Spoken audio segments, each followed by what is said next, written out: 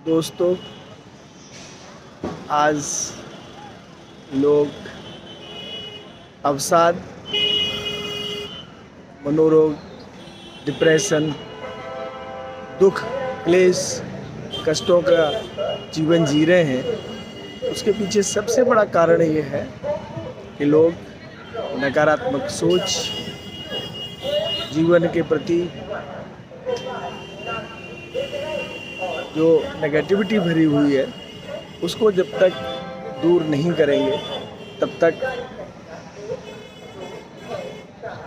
सुखी नहीं रह सकते। हमारे अंतःकरण में से उठने वाले प्रश्नों के जवाब जब हम नहीं दे पाते, दुखी होते हैं। हमारे जो जन्म जन्मांतर के कर्म फल हैं, वो हमें उसी तरीके से पहचान लेते हैं जैसे हजारों गायों के झुंड में से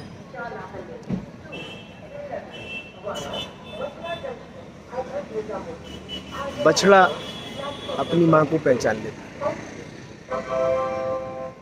इसलिए ईर्ष्या, द्वेष, वैमनस्यता और मनोविकारों को छोड़कर इंसानों को अपनी जिंदगी को सकारात्मक सोच, उदारता, प्रसन्नता, ईश्वरीय विधान, धार्मिक आचरण, इन सब पर ध्यान देते हुए जीवन जीना चाहिए। यदि सुख चाहते हैं तो हमें अपने आप के आत्मचिंतन करना होगा और अपने विचारों को शुचिता और पवित्रता की ओर ले जाना होगा। उसमें सच्चाई और ईमानदारी का जीवन सबसे बेस्ट जीवन होता है।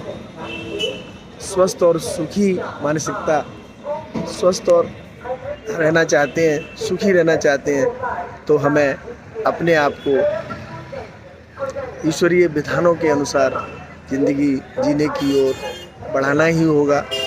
भारत के युवा नकारात्मकता को छोड़कर सकारात्मक सोच, क्रिएटिविटी और अपने आप को जीवन की ऊंचाइयों पर पहुंचाने के कार्य में प्राणपण से जुट जाएं। किसी भी प्रकार के नशे से दूर रहें, किसी भी प्रकार के मनोविकार से दूर रहें और डटकर मुकाबला करें अपनी समस्याओं का। अपने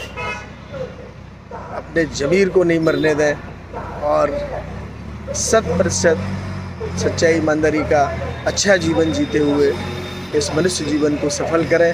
अपने समाज का, अपने धर्म का और अपने देश का कल्याण करने के लिए प्राणपण से जुट जाएं और उसके लिए